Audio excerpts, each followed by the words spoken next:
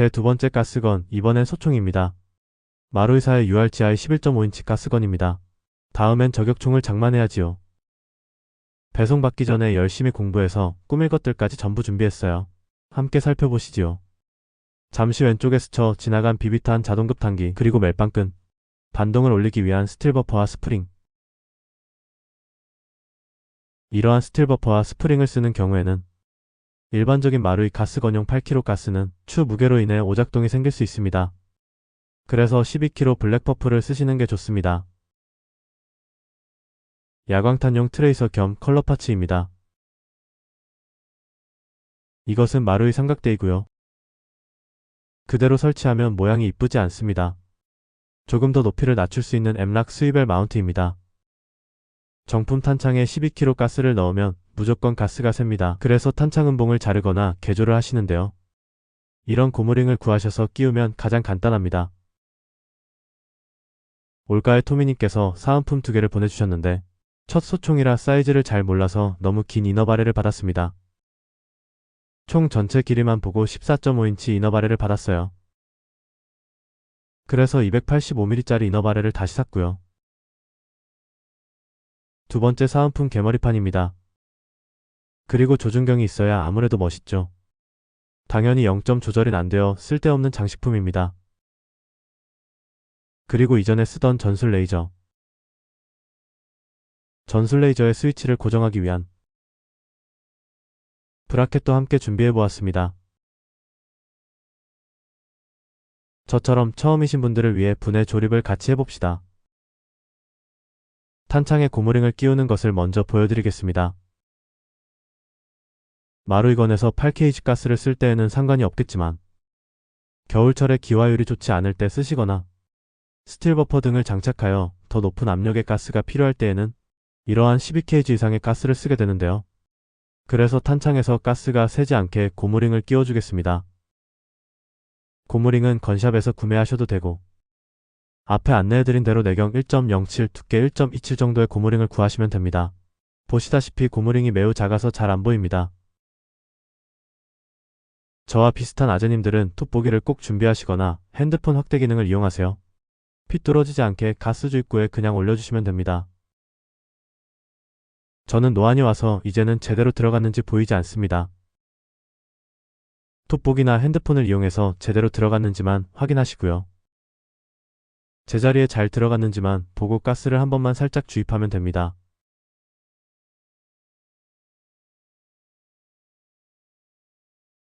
요렇게 한 번만 꾹 눌러주시면 완료됩니다.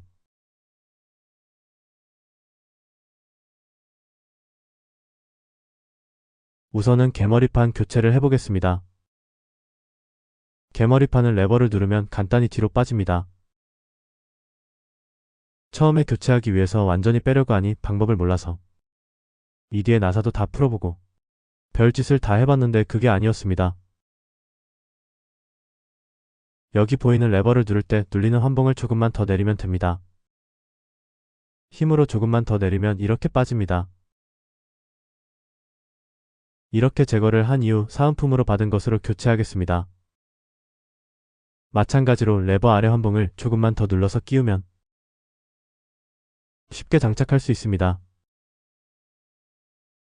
그리고 이 안에 버퍼가 보이고 있습니다. 버퍼 아래 부품을 살짝만 눌러주면 주르륵 빠집니다. 강화 스프링과 스틸 버프를 넣으면 되는데요. 그런데 제가 스프링 방향을 모르겠어요. 이쪽이 뒤쪽인지 이쪽이 뒤쪽인지 잘 모르겠지만 그냥 생각했을 때 뭐 큰 차이가 있을까 싶어서 대충 넣어두겠습니다. 혹시 틀렸다면 댓글로 알려주세요. 아래쪽 부품을 누르면서 스틸 버퍼를 끼우면 끝이 납니다.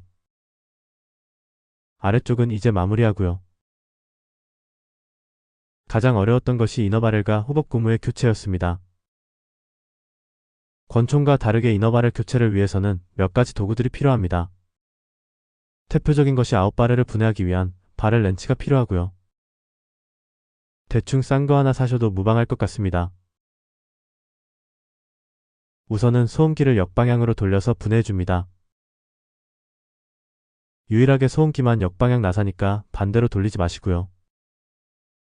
역방향으로 돌려서 소음기를 분해합니다. 그리고 나사 두 개를 풀어주는데 보시면 이렇게 큰 나사 두 개가 있습니다. 그리고 작은 나사 두 개가 양쪽 미세 조정을 하게 되어 있습니다.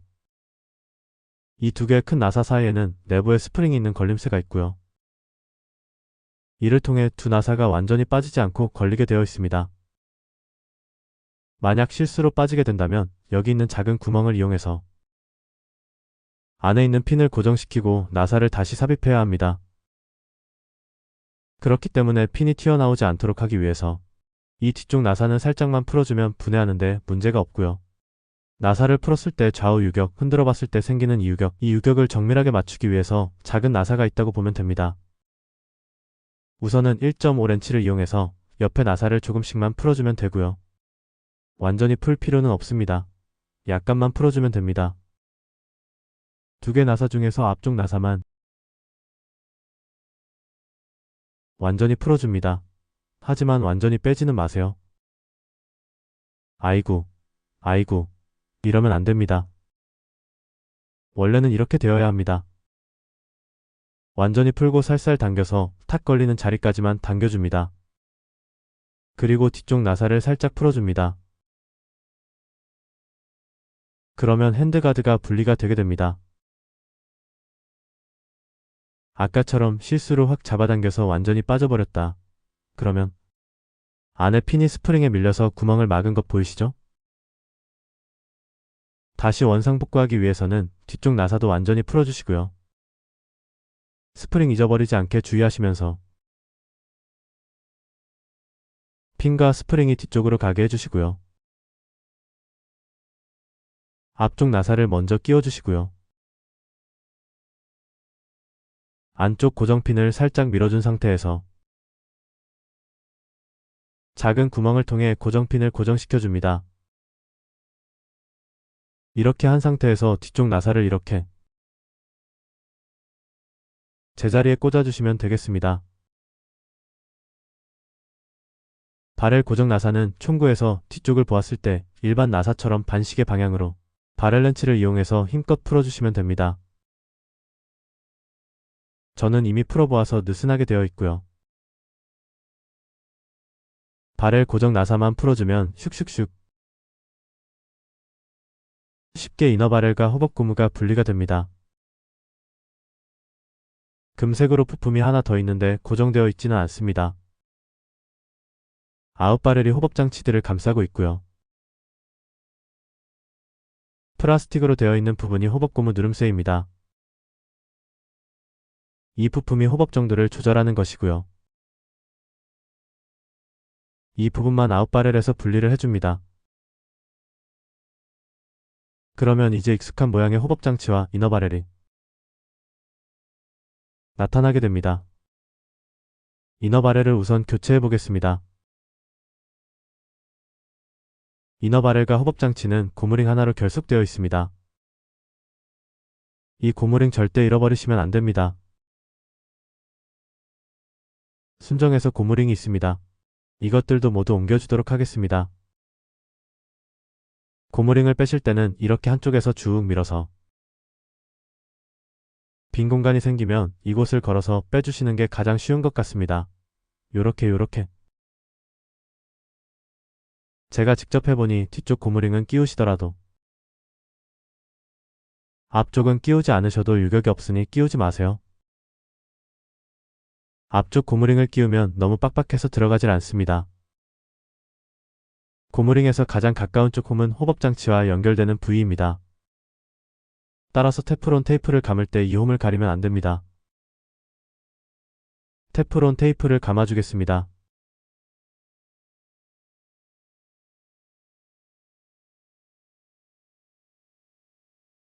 그렇게 많이 감지 않아도 될 것 같습니다. 호법 고무를 제 위치에 꽂아주시고요. 분해의 역순으로 부품들을 하나씩 제자리에 넣습니다.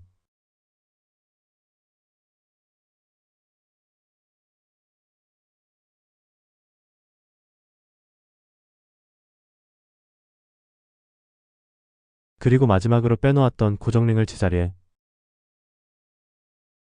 다시 꽂아서 걸어주시면 끝이 납니다.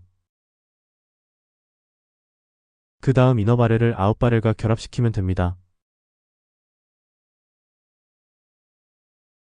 분해한 길에 이너바렐 청소도 좀 해주고요.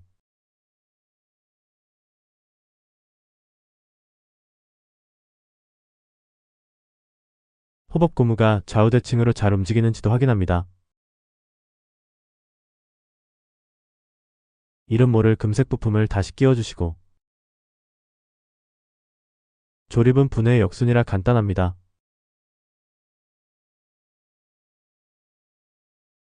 핸드가드를 제자리에 다시 끼워주시고 큰 두 개 나사는 살짝만 조여줍니다. 이 좌우 유격을 맞추어 보겠습니다. 좌우 미세 조정 나사를 좌우 대칭이 되도록 잘 맞추어 조여줍니다. 손으로 만져가면서 최대한 유격이 없도록 만들어주면 됩니다.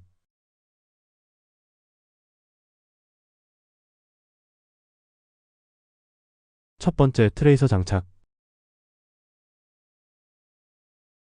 두 번째 양각대 장착, 너무 높아서 보기 싫었습니다. 엠락 스위벨 마운트를 먼저 장착해줍니다. 그리고 마루이 양각대를 마운트에다가 붙여보았습니다.